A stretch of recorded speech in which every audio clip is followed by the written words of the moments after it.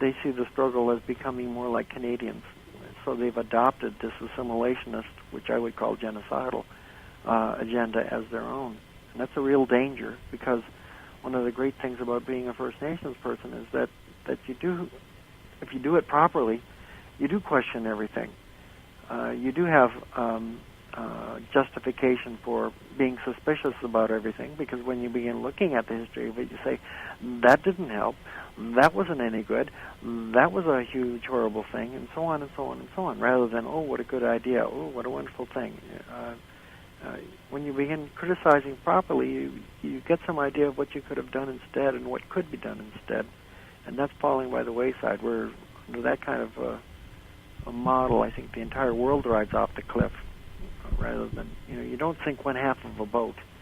The entire boat goes down eventually. The best resistance, I would say, would be cultivation of friends and understanding what it is that you're fighting about. Like I say, a lot of people are fighting the wrong battle. If you ask them, what are you doing this for, and so on, you get reasons, but it turns out not to be the real reasons. And in First Nations country, we don't, this is a large generalization, and it's not 100% true, but in general, First Nations people don't understand what's necessary to defend their ways of life, because we never had to articulate our ways of life, because we never had to defend them before. Like I say, before 1492, we weren't capitalists. Part of what that meant was that we weren't forcing ourselves on one another. The Crees and, let's say, the Blackfoot may not have gotten along very well, but the struggle between the Crees and the Blackfoot before 1492 wasn't that the Crees were trying to turn Blackfoot into Crees, or that the Blackfoot were trying to turn Crees into Blackfoot. People just more or less lived and let live. And under those circumstances, you don't sit down and answer the question, gee, what does it mean to be a Blackfoot, or what does it mean to be a Cree? You don't have to, since it's not under attack, right? But what capitalism does is it attacks that precisely. That's precisely where the attack is. So when you say to a First Nations person, well, what does it mean to be a First Nations person? They can't tell you. They think, because they're, again, listening to propaganda, that it's got something to do with race.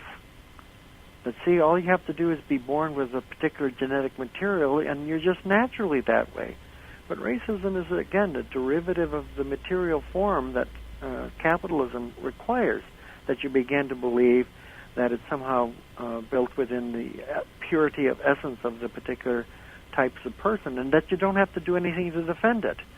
But the proper way of understanding this entire issue is in terms of praxis. And that is, no, it's not a question of what your genes are, but it's a question of what you do, how you live in this world. And the way the Crees lived in this world was different from the way the Blackfoot lived in this world, was different from the way the Oneidas lived in this world, was different from the way Maliseets lived in this world, and so on and so on and so on. And it's a matter of being able to carry out that praxis. And by that I don't mean, shooting bows and arrows and wearing buckskin and stuff like that.